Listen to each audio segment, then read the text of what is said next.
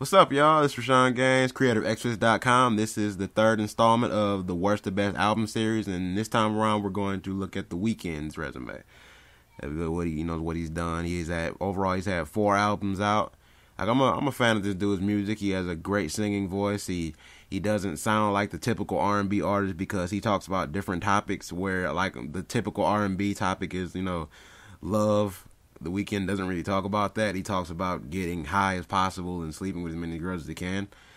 And, it's just the fact that he just seems like he's just like a different type of artist.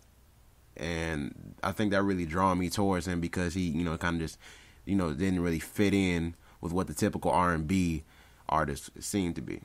Okay, let's go. 4th place, last place, Kissland. His most recent project that he dropped last year.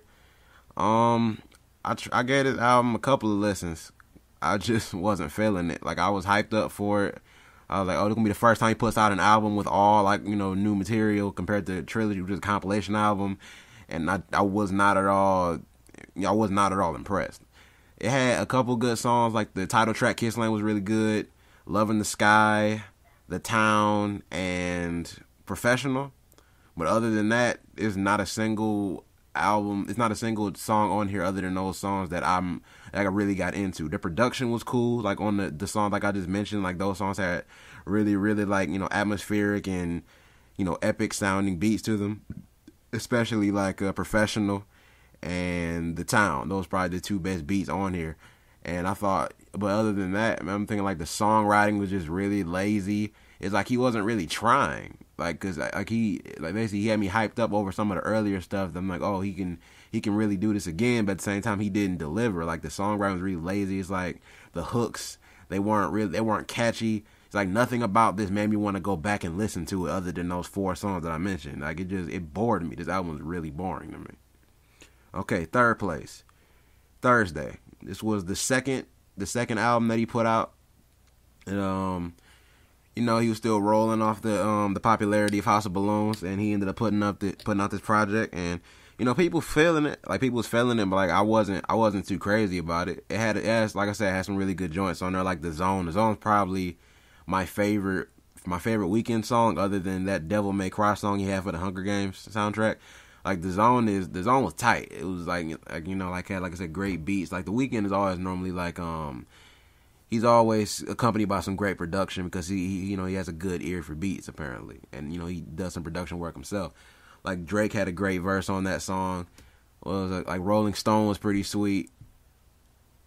But overall, man, this album was decent. It was the most decent project I've ever heard from him. Like it wasn't like all boring like I thought Kissland was. But at the same time, it wasn't like really all that good either. Like it was okay. He still had the singing voice down, but I read somewhere that he said that he freestyled a lot of the lyrics from this album, and it's not hard to tell because I feel like a lot of the songs just sounded really repetitive. It's like he said the hook in a song over and over and over again. It felt like every song just went on forever. But from exception of some joints that I like overall, like this one, it was okay, just not good. Okay, 2nd place, Echoes of Silence. This shit right here was excellent. This was a great album.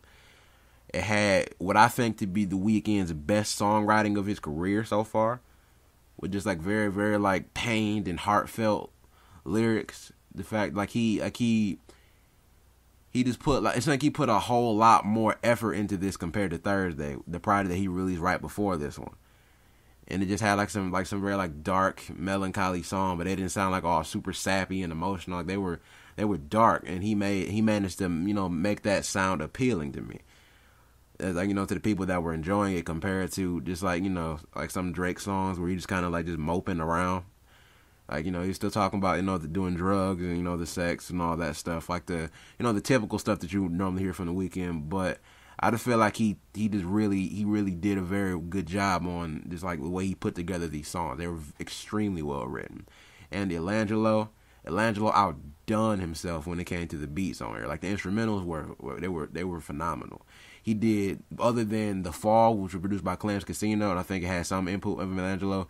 Elangelo did all of the beats by himself. and he did a great job. Like, he really complemented the Weeknd's like perfectly. And I think like my favorite production from the Weeknd, a lot of my favorite production from the Weeknd can be found on Echoes of Silence. Great project. And first place, it ain't hard to tell, House of Balloons. To me, best thing he's ever put out, flat. It was the first major thing that he put out, and I feel like he just did it. He hit the nail on the head. Like, the way he tried to master that alternative sound of his, and like, it was fresh, it was new, it was the first thing I heard from him. So basically, like that, sometimes it's like the first thing kind of just sticks to you the most, and I think that really did. Like, that's when I first introduced that like, the great singing voice of his, the very enjoyable production by Doc McKinney and Elangelo for the most part on here.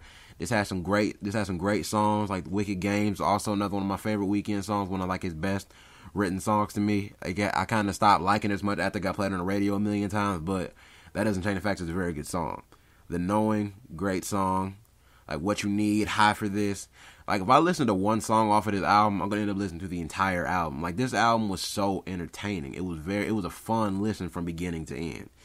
It had a couple of things that I didn't really care for, like the rapping part on House of Balloons, like the song, I think that part was called Glass Table Girls. Yeah, it was called that. It was called Glass Table Girls, and like, like the Weeknd, like, he's supposed to stick to singing, like rapping ain't his strong suit. And like, overall, I think that House of Balloons was his overall best work, which is why I gave it the #1 spot. It was fun, it was entertaining, it was different. It had a lot of different vibes to it. It had some dark songs, some more upbeat, happy songs. I feel like he just did a phenomenal job on it. He did a great job, and I really hope that, I don't want people to repeat themselves, but I think that I wish he returned to more of this style compared to what he's doing now. Because it seems like the current stuff is just not doing it for me. So I want him to return to either like this type of like music he's putting, like that type of music he's putting out, like with House of Balloons or the Echoes of Silence stuff. I feel like those are his better projects. But what do y'all think? Leave it in the comments what you think of the video. If you disagree, so tell me what your list is. Like, I want to know what y'all think. So, all right, for sure. Thanks for checking me out.